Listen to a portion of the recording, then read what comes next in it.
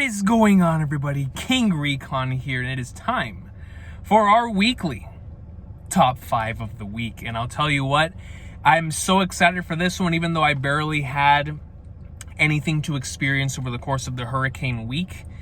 The stuff that I was able to experience, as well as the stuff I was able to experience the week after, I gotta come on here and talk about, man.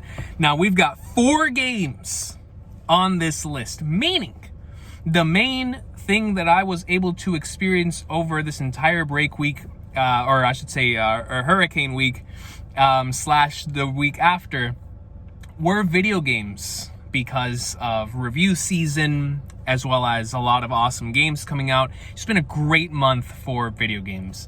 I just finished an incredible one, and I'm making my way through, actually, no, I finished 2 of them, and I'm making my way through 2 others, even though one I think can never be completed. But it's been a really, really enjoyable time. But before we get into that, I just wanted to give a quick highlight to obviously some other stuff that took place throughout the week that I have experienced that would undoubtedly be on this list if I could talk about it, and that's the One Piece fan letter. The One Piece fan letter, if I were to include the stuff that I review on a regular basis, which is not the purpose of this entire segment. The purpose of the segment is to talk about stuff that I do not get a chance to review here on this channel on a weekly basis. And so, because I did the One Piece fan letter, it will not be on the list. But just know, if it were on the list, it would be very high on the list, because that meant something to me, as I'm sure it meant something to you, as I'm sure it meant something to a lot of people. That was a powerful, powerful thing, man. A story about stories that goes through how fiction can affect you in reality. It was so beautiful. Megumi Shitani masterclass. Looking forward to seeing her next work, whether it's on One Piece or not. But with just what a masterful 24-minute episode. Absolute greatness there. Besides that, I have a lot of stuff to catch up to. The anime that I was able to watch, which is going to be my number 5 coming on this list here, it was Blue Box. I was finally able to sit down and watch the Blue Box adaptation. Last time we did a top 5, I was like, yo, I really want to get an opportunity to watch Blue Box. And I got an opportunity to watch a lot of the anime I wanted to watch in the season. I just stopped after episode 1. Now, Blue Box, though, this morning before I came to work, I was able to watch the remaining 2 episodes, and I'm now completely caught up to the Blue Box anime. I'm only 1 or 2 chapters behind on the manga right now. And so obviously, manga aside, the anime has been absolutely spectacular. I could not have asked for a better anime adaptation for Blue Box. They've captured all the characters. I think they have the voices that truly fit them. The opening, by the way, that might be my opening of the season. I love Bleach's opening. Blue Lock's opening goes really hard. The Dragon Ball opening hits because it's Dragon Ball, it hits right in the feels. But I feel like the Blue Box opening truly captures the series while also just being visually stunning, man. I love that Blue Box opening. And so the way they've been doing Hina has been super incredible. It's my favorite character in Blue Box. So they've been doing a great job with her. That I've been really enjoying that. But what they've been doing with Taiki and Chinatsu, obviously as the main leads, has also been really powerful stuff. I feel like I'm growing even more attached to their characters thanks to the anime. And through the course of the 3 episodes, I feel like everything's very well paced. The adapted material feels like it's been very faithful, and it's so good. It's such a wholesome series, but at the same time, sometimes it gets so crazy that it gets the blood flowing. But it is such a wonderful series, and I would highly recommend it to anyone who is looking for a sports romance-esque series. One that honestly balances the 2 pretty well, between being a romance and a sports series. Definitely a series that's more romance than sports. Another series that comes to mind is Chihayafuru. Chihayafuru is way more sports than romance. So if you are looking for a sports romance in that type of way, maybe you might not find it here. But because Blue Box is definitely a romance first, then a sports manga. But one of the beautiful things about sports series, as I'm sure you probably had in your day-to-day, is when you're going through a sports series, it truly gets you going. Like, one of my favorite things to do when I'm in the middle of a period where I need to meet a deadline is I'll go back and rewatch a sports series and or experience a brand new one. So like earlier this year, I read Naoki Urasawa's Happy for the first time in a month where I really need to get a lot of work done. And every morning, I'd read some Happy. I'd read some Happy. I'd read some Happy. And obviously, because of the things within the story, it moved me in a lot of different areas. But I feel like every sports series makes you want to better yourself and attempt to have the best day possible to progress forward towards whatever it is that you're trying to accomplish. A lot of them are very similar in that regard. And so with a series like Blue Box, it still maintains those core elements with both Shinatsu and Taiki. And so if you're looking for a sports series that can move you in that direction and moves the soul in individuals who do want to better themselves, I would highly recommend it, especially with the way that the dynamics within the characters are. And obviously the romance is the main selling point in the series, but I think it really does sports extremely well. And so I would highly recommend Blue Box. Fantastic anime, and they've been doing a great job with the manga adaptation so far. So that'd be my number 5. Now from here on, the rest of these are really close. All great games.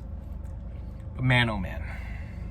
So if we had done this list last week, this would have been my number 2. But because I've experienced 2 other games that I'm really enjoying, it's down at number 4, but it's still impressive because it's in the top 5 of the week. For number 4, I'm going Dragon Ball. Just Dragon Ball in general. Sparking Zero and Daima. Let me talk about Daima first. I'm a massive Dragon Ball GT fan. And you want to know what I love more than Dragon Ball GT? The original Dragon Ball. And Dragon Ball Daima is giving me all of the best stuff that I love from GT with the vibe of the original Dragon Ball. It feels so Akira Toriyama, and I love it, man. I love Akira Toriyama's work just in general. That's the reason why I got into Chrono Trigger. That's the reason why I got into Dragon Quest. The reason why I got into all the other one-shots that he's created. I love Akira Toriyama's style, not just as an artist, but as a storyteller too. He's incredible at what he does. Just absolutely incredible, man. Rest in peace to truly one of the greatest artists that mankind has ever seen. And for his final work to be out there in a series that obviously means so much, not only to me, but to so many people out there, every single week is a blessing, man. Dragon Ball Daima has been amazing. And I've been enjoying the episodes as they've been dropping. Even to the point to where when Dragon Ball Daima Episode 1 dropped, and we had the recap at the beginning, it had me a little emotional, man. It really did. With the Kid Buu, Majin Buu recap, I was like, man, this is really hitting hard. It truly started hitting the soul, because obviously that is a series that means the world to me. As a matter of fact, before I watched Dragon Ball Daima, one of the things that got me through the hurricane after the Sparking Zero craziness, which we had so much fun experiencing Sparking Zero and playing that until the lights went out, because that's just what we did. But once the lights went out and we had no power and internet, one of the things that I had to keep me preoccupied was watching the Dragon Ball Z episodes that I have on my computer, stored on my laptop. And so I was like, man, I was watching some of those Buu Saga episodes. And so when Daima dropped, and I didn't know we were going to have a recap at the beginning, that stuff started hitting, man. I was like, yo, this stuff means something to me, bro. And so I've been really enjoying Daima. I'm loving how comedic it is. I'm loving how lighthearted it is, but also how many of Akira Toriyama's ideas are just bursting through the page here, and I've just been enjoying it so much. And on the other side of things with Sparking Zero, I love Budokai Tenkaichi so much. I did a stream with Rogers Base earlier this year. We talked about our top 50 favorite games of all time. I had Budokai Tenkaichi 3 on the list, man. It was in my 30s. I love that game. I love it. I have so many memories. Whether it be me playing it by myself or playing with other people, that is a special video game to me. That is a special video game franchise to me, the Budokai Tenkaichi games. So when I heard we were going to get a 4th one in the modern day, I was both extremely excited and skeptical that we would be able to pull it off. My friends and I have been playing that game at least, I want to say like once every 2 days. And by once every 2 days, I'm talking about like a 2 to 3 hour session every 2 days. The same way that we would back in the day, man. Except now it's online, so we don't have to go to each other's houses. And doing the Yamcha Games tournaments, just in case you don't know what Yamcha Games are, Yamcha Games is whenever you go into a tournament and get a random character, and you try to win with that random character to win the world tournament. It is so much fun, bro. From the Cybermen to Raditz, to Janemba, to the Cell Juniors, to getting the great Golden Ozaru, all the way to Anilaza and Ultra Instinct Goku and Super Saiyan 4 Gogeta. No matter what character you get, it's always a fun time because of the matchups and how chaotic this game is. It's so much fun, and I feel like no game has ever captured what Dragon Ball truly should feel like than this one. And it's coming from someone that's played every single Dragon Ball game from like the 2000s onwards. I've played them all. I've owned every single Dragon Ball game. One of the things when I first started working and being able to pay for my own games, so yeah, I'm buying every Dragon Ball game that comes out. I don't care. You know what I mean? Every game that comes out. Every Dragon Ball game, even back whenever it was with allowances and my birthday money. I'm getting every Dragon Ball game that comes. Every single one that comes out, because it is a series that means something to me, but it's a game franchise or a series of games that mean just as much to me because of the memories associated with them. And Sparking Zero has been magnificent. It's been the party game of party games. It's been what Smash Bros. Has always been to me. It's been what Marvel vs. Capcom has always been for me, which is that party game element that brings all my friends together. That is this game. That is this game. And it came at the perfect time where all of us are, of course, waiting for Black Ops 6, which is another game we all really enjoy playing, the Call of Duty franchise. But Sparking Zero dropped at that perfect time where all of us were hungry to play something as a group, and it just dropped at the perfect time. And so I'll never forget that day of playing it all day before the hurricane hit, because it was just such a special experience, man. It caused for us to forget all the stress for a couple hours as we played Sparking Zero all day. But even down to the single player stuff, it's really good too. I just really like it, man. Sparking Zero is so much fun.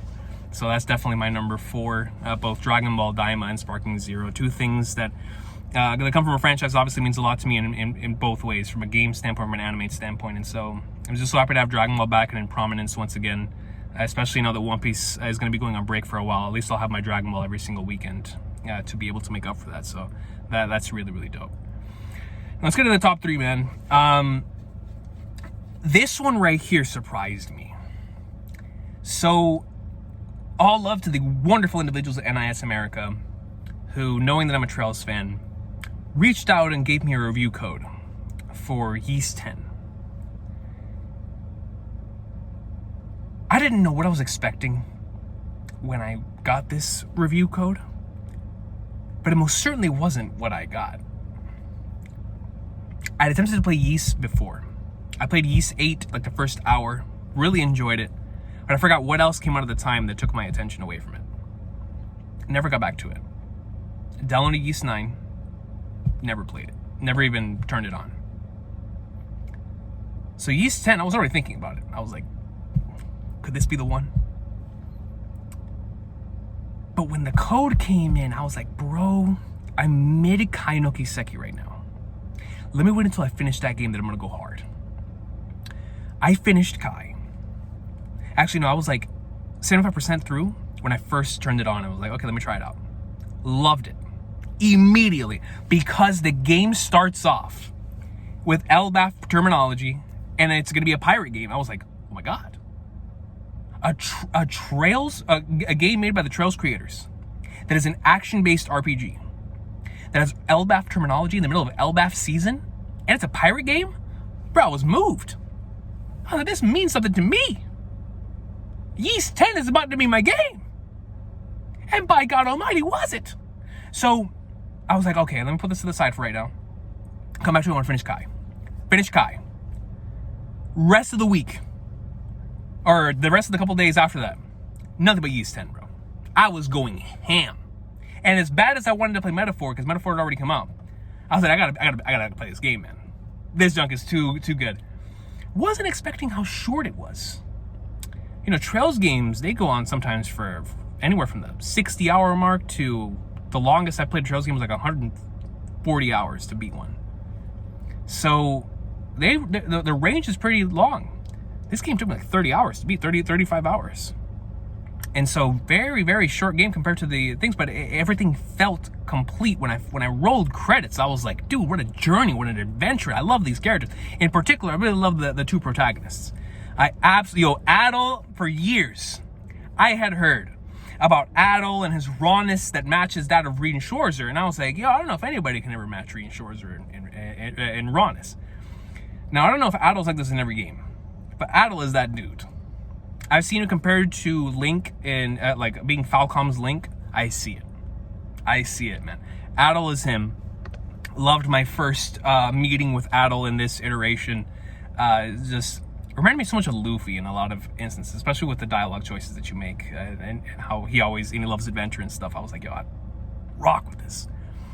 But his relationship with Karja, the dynamic between those two characters and how that evolved throughout East 10 is truly what made this a special experience. Like I said, by the time I rolled credits, I was like, this is one of my favorite games I played in the year.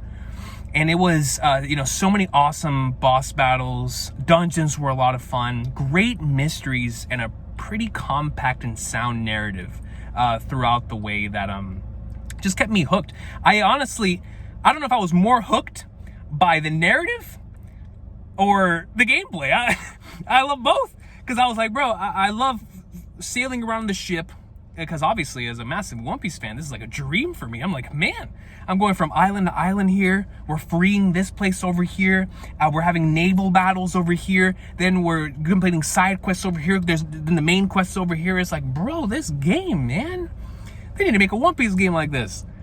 And so it just hit. It hit at the right time too. Like I said, because Elbaf is dropping right now, and with the manga and how hard it's been hitting, I was like, bro, I need another I need another like One Piece game to fill this urge. And I never thought I would find it in the Yeast series. And so I can't recommend this game enough to One Piece fans. If you're a One Piece fan watching this, even if you've never played a Yeast game before like I did, try out the demo. The demo is available on PlayStation 5. I'm not sure on PS4, but I know on PS5. I'm sure on Steam as well, and on Switch. Try out the demo. See how you rock with it. Because like I said, Elbaf and pirates. Nothing but Elbaf terminology. As I said in the most recent One Piece reaction, I know how to say the Jarl thanks to this game. And a couple other things. And I was like, dude, East 10 is awesome. It just is! I knew Falcom was them because of Trails, obviously. I love Trails. But I never had the opportunity, like I said, to dive into Yeast or Tokyo Xanadu or any of the other stuff. This is my true first exposure to something that was Falcom related that was not Trails. And I was like, man, this is awesome.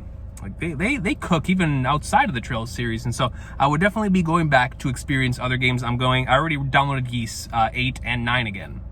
So definitely going to be experiencing them towards the end of the year after I finish the greatness that I'm about to talk about here in a second.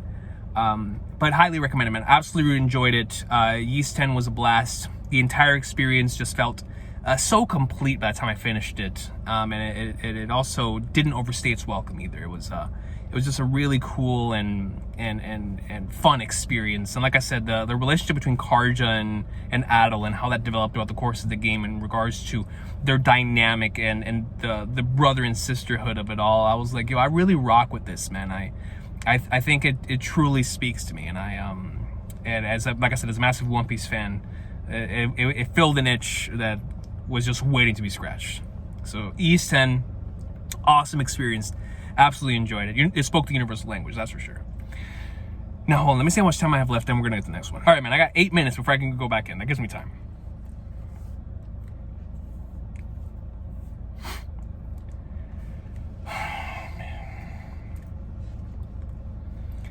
My number 2 is a game I haven't even finished. It's a game I don't even think I'm close to finishing. But I have loved every single second of it, bro. And when I tell you every second of it, I am as addicted to this game and as obsessed with this game as I was FF7 Rebirth earlier this year, prior to that Tears of the Kingdom, and prior to that Elden Ring. All 3 of those games are all-timers for me. It's an Atlas game, so I know it's going to be great. I knew. They had the stamp of approval for me. And I've only played the Persona games. I haven't even tried SMT. I've only played Personas 2 through 5. Great games. Some of them, like 3 of them made it in my top 50. Adore them. Masterpieces. So when this game was dropping, Hashino leaving the Persona series to go start his own thing, a fantasy setting, watched the first couple trailers. I was like, this looks gas. Let's see how it is. Didn't watch any story trailers after that. I wanted to experience it firsthand.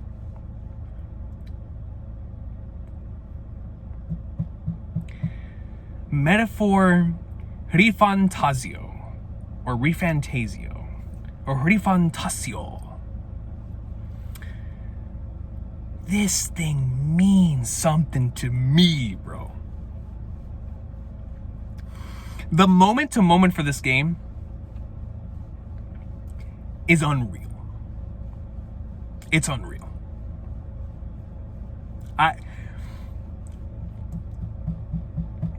I thought Persona 4 had me hooked, and it did. Persona 4 was one of the games that I was most addicted to in my entire life. Like, going through that game for the first time. I was so hooked. This game is like that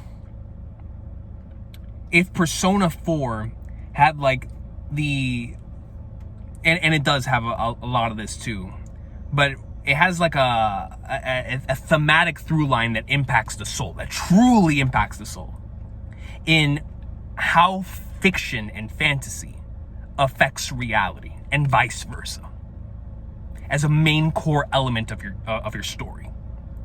From the moment I started this game, and I saw that's what they were trying to go for, I was like, oh wow, this is speaking to my soul. And as I continued, and it just kept hitting that home, you know, the side quests and the main narrative and each individual character, I was like, oh my God, this means something to me. It's speaking to something that truly means something to me, like the One Piece fan letter. Stories that impact the soul, man, impact people, and how we then take that and make it reality, and vice versa.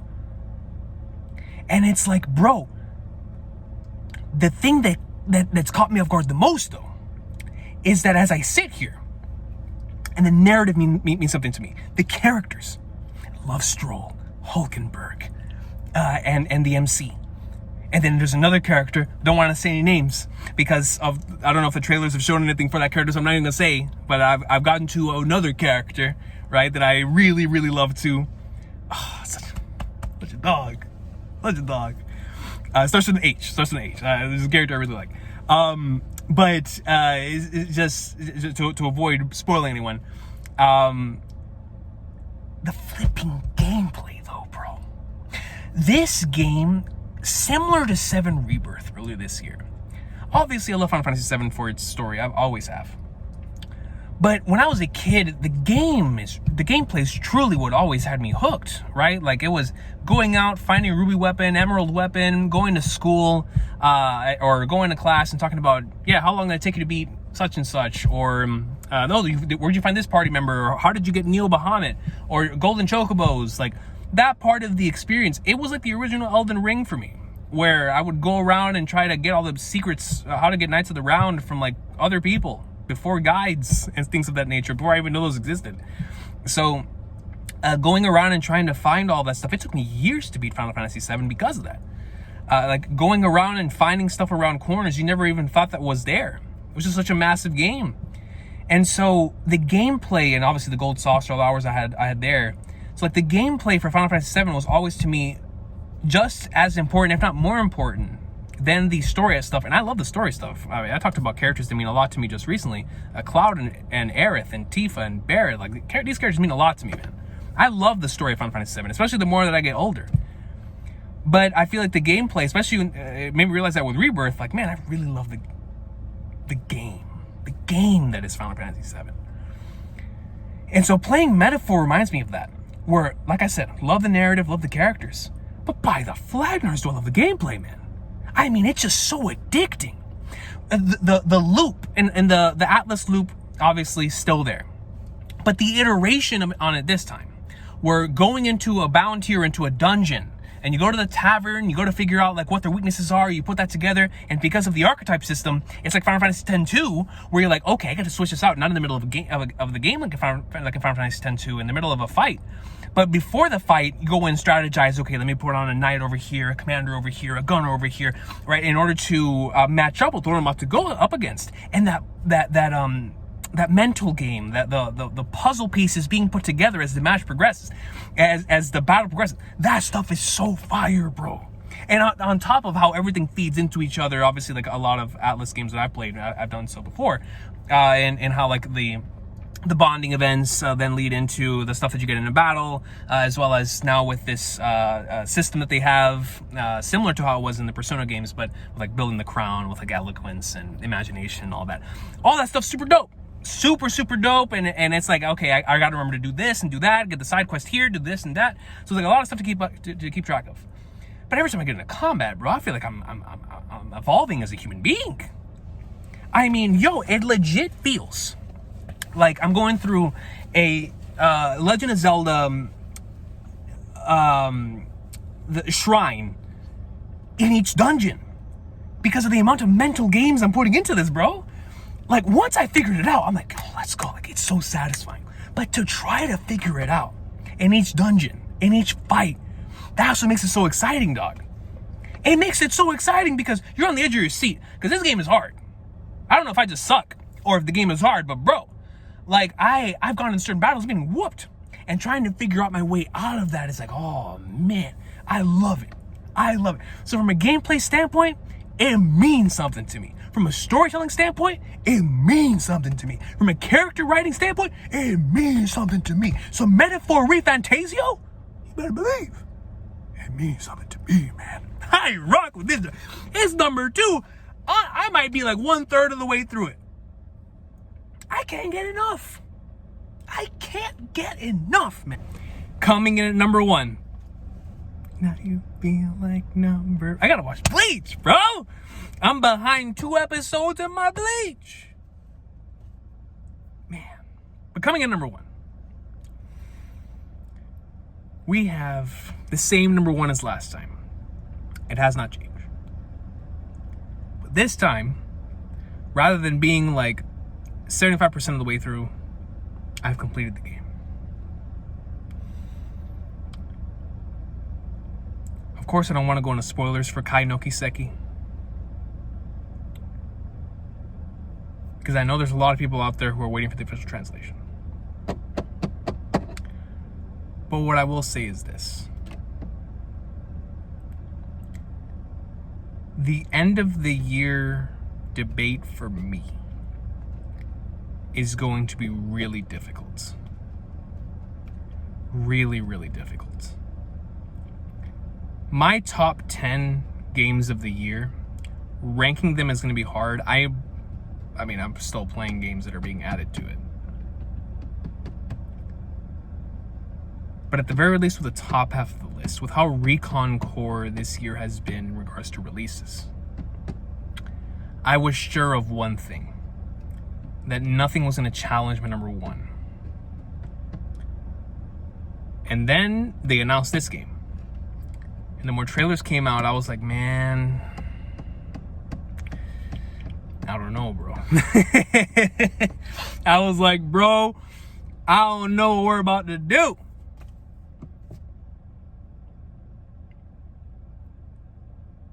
Now that I've completed the game, I can safely say that right now there's a tie for my number 1 favorite game of the year.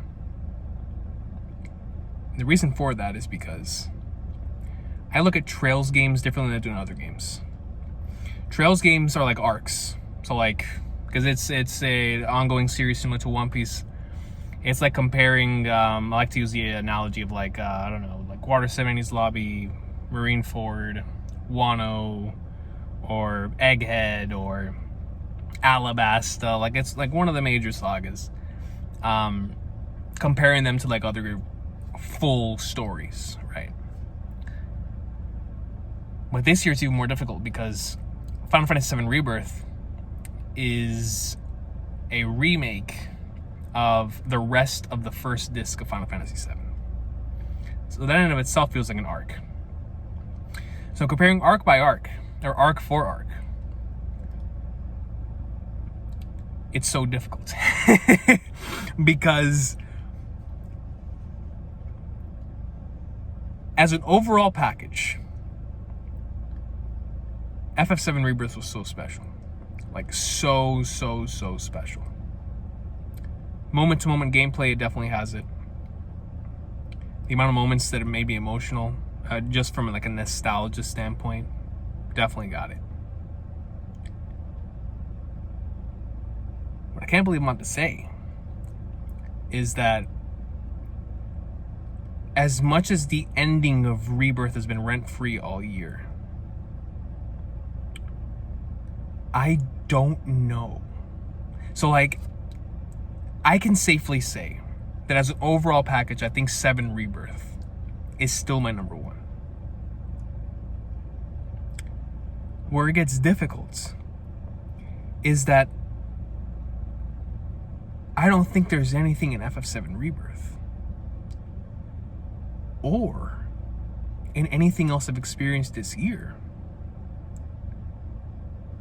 that matches up to the final like hour of Kai no Kiseki. This game has some masterful moments weaved throughout, but that final hour is the stuff of legends, bro. Legends. And I'm saying that as someone who loved the final chapter of Rebirth and think that is super stuff of legends. But my God, dude. So it's gonna be tough. Thankfully, one of them doesn't come out officially until like next year, so it's gonna be easy for me to vote Rebirth and like, well, not easy. I don't know. Metaphor is really good. We'll see. We'll see how that goes. As well as Infinite Wealth. It's been a crazy year for me. Crazy year. But the reason why I'm bringing this up is because Kai no Kiseki was so special that I never thought anything was going to come close to taking the number 1 spot. And I seriously have them 1A, 1B right now. And like I said last time I came on here, it just caught me off guard in ways that I wasn't expecting. I was expecting the hype moments, I was expecting the emotional moments, the moments of brilliance, of great character writing and long-term payoff and things of that nature that Trails is just really good at. What I wasn't expecting was just how many high concept ideas left me thinking about them after playing through certain sessions. Similar to that of like a Xenogears or a Persona 3. Where the themes of the story are so powerful that after a play session you really step back and think about them for a while.